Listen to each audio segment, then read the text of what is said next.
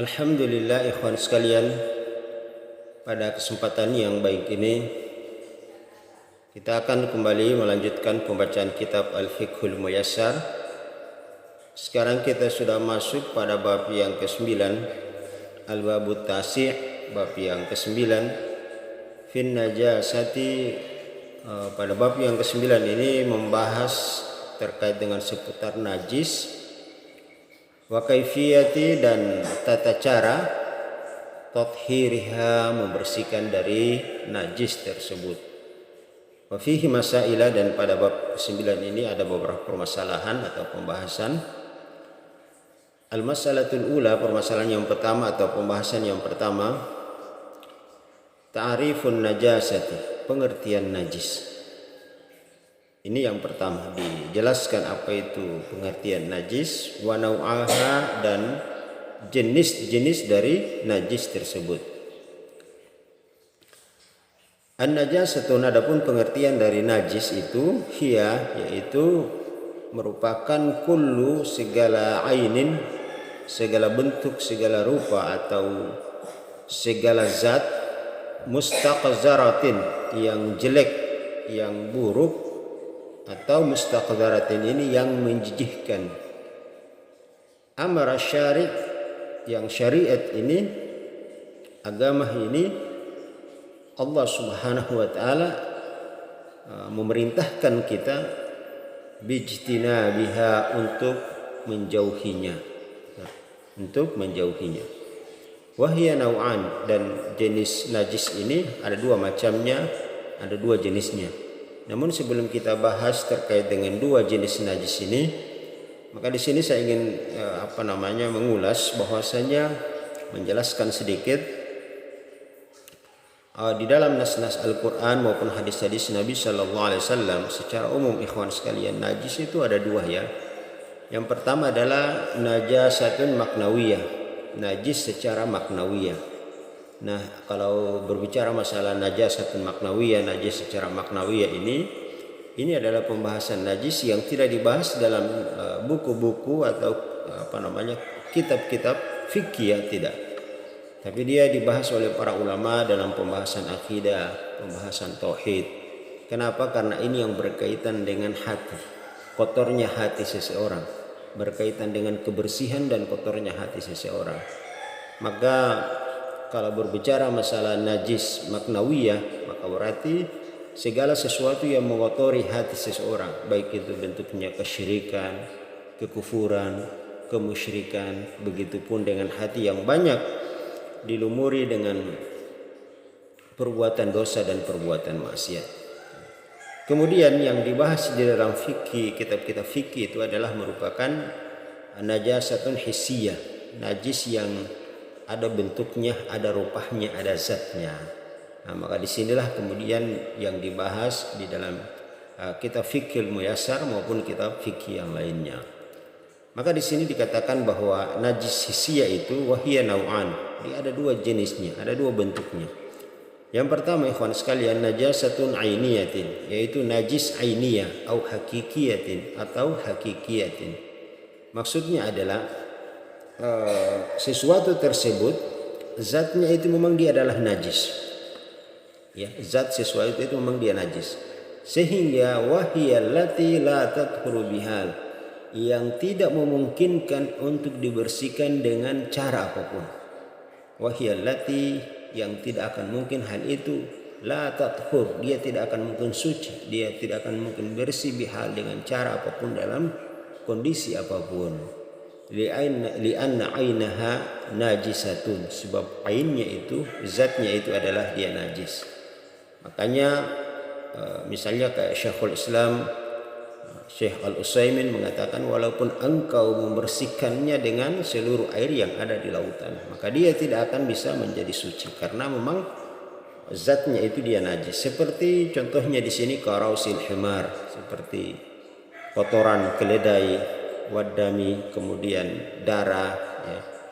Nanti darah ini ada rinciannya, ya, ada darah biasa, kemudian darah haid, darah istihadha, darah nifas, dan lain sebagainya. Kemudian wal bauli, seperti kencing. Kemudian bisa juga seperti tinja, ya, wal ghaid, tinja. Maka semua ini walaupun dicuci, dibersihkan dengan apapun, dengan bahkan dengan seluruh air yang ada di lautan, karena memang zatnya dia najis, maka dia tidak akan menjadi bersih, tidak akan menjadi suci. Kemudian ikhwan sekalian, bentuk yang kedua yaitu najasatun hukmiyatun, yaitu najis yang dihukumi sesuatu itu najis. Wahiyya amrun i'tibari yaqumu bil a'dha, yaitu bahwasanya amrun segala perkara yang i'tibarin, yang dianggap najis, yaqumu bil a'dha, misalnya dia berada pada anggota-anggota tubuh tertentu. Jadi di sini zat sesuatu itu tidak najis, tapi dia sesuatu itu bersentuhan dengan najis. Misalnya saya berikan contoh ikhwan sekalian, pakaian yang kita gunakan, dia terkena air kencing, ya, maka otomatis dia najis. Tempat ibadah yang kita akan gunakan untuk sholat, dia terkena najis, air kencing atau tinja misalnya, maka dia adalah najis, tempat itu najis.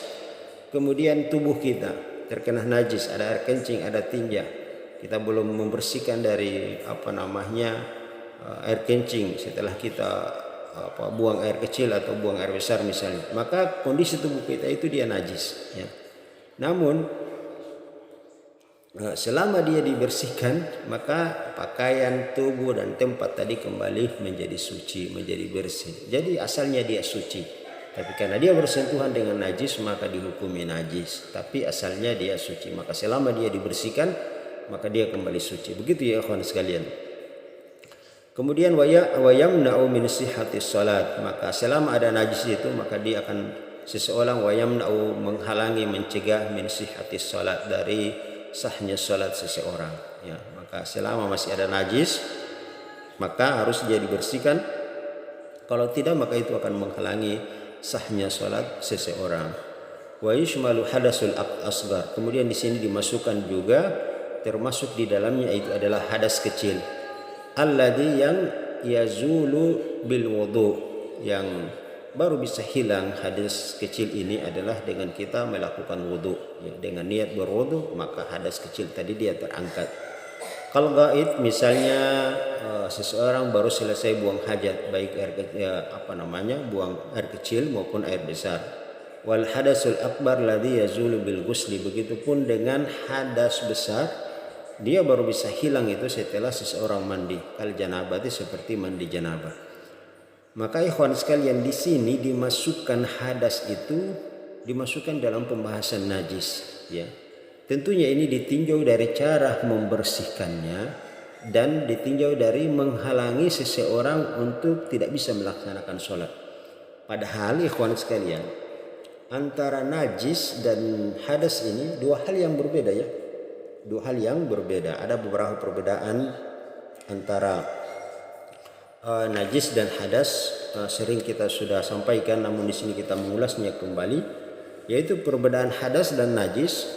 Najis adalah sesuatu yang memiliki bentuk, dia memiliki rupa, dia memiliki zat. Adapun hadas itu adalah sifat yang ada, yang melekat pada seseorang, yang mencegah dia dari sholat, ya. Itu jadi dia hanya sifat. Seperti misalnya seseorang dalam keadaan junub, atau seseorang dia selesai membuang air kecil atau air besar dan dia sudah beristinja, maka dia berada dalam kondisi berhadas, tapi belum tentu dia dalam kondisi najis. Dia ini dikategorikan dalam kondisi berhadas besar ataupun berhadas kecil, seperti dia, tapi dia belum tentu najis. Kemudian perbedaan yang lainnya antara hadas dan najis, yaitu untuk menghilangkan najis maka tidak harus dengan niat. Selama seseorang membersihkannya maka dia telah menjadi suci. Sementara hadas harus dibersihkan dengan niat. Untuk mengangkat hadas itu harus dengan niat. Misalnya seseorang untuk mengangkat hadas kecil, maka dia harus niat untuk berwudu mengangkat dari hadas kecil tersebut. Kemudian untuk mengangkat hadas besar maka seseorang harus niat untuk mandi janabah dan yang semisalnya. Kemudian ikhwan sekalian, perbedaan yang lainnya antara najis dan hadas adalah najis harus dihilangkan di tempat di mana terdapat najis tersebut. Sementara hadas itu belum tentu. Misalnya saya berikan contoh, seseorang buang angin, maka dia dalam kondisi berhadas kecil. maka cara mengangkatnya adalah dengan berwudu. Ya, bukan membasuh tempat keluarnya angin tersebut. Ini perbedaannya ya. Kemudian perbedaan yang lainnya misalnya apabila seseorang mengerjakan sholat dan dalam keadaan berhadas, maka selama dalam kondisi berhadas maka sholatnya dia tidak diterima oleh Allah Subhanahu wa ta'ala. Sementara orang yang sholat kemudian dia dalam keadaan bernajis, kemudian dia tidak mengetahui bahwa pada anggota tubuhnya atau pakaiannya itu ada najis, dan dia mengetahuinya setelah dia melaksanakan sholat, maka sholatnya dihukumi sah. Sementara hadas tadi tidak bisa seperti itu, baik dia ingat ataupun dia lupa. Sementara selama dia dalam kondisi berhadas, maka sholatnya menjadi tidak sah, tidak diterima. Maka ini ikhwan sekalian ya. Namun di sini wa yashmalu hadasul asgar ladzi yazulu bil wudu, dimasukkan hadas kecil itu alladzi yazulu bil wudu, dia baru bisa hilang hadas kecil tadi itu dengan berwudu. Artinya ditinjau dari tata cara membersihkannya, dan ditinjau dari tata cara membersihkan atau mengangkatnya, dan ditinjau dari menghalanginya seseorang dari melaksanakan sholat, maka dia dimasukkan dalam pembahasan najis, walaupun sesungguhnya antara hadas dan najis itu berbeda sebagaimana yang sudah kita jelaskan tadi. Kemudian ikhwan sekalian dikatakan di sini dijelaskan wal aslul ladzi nazala bihin najasatu wal ma, dan hukum asal membersihkan najis itu dia adalah air ya. Fahuwal aslu fit tathhir, dan dia merupakan hukum asal di dalam mensucikan najis. Ya, bagaimana kalau tidak mendapatkan air? Maka ada namanya istijmar. Kita sudah bahas sebelumnya ya.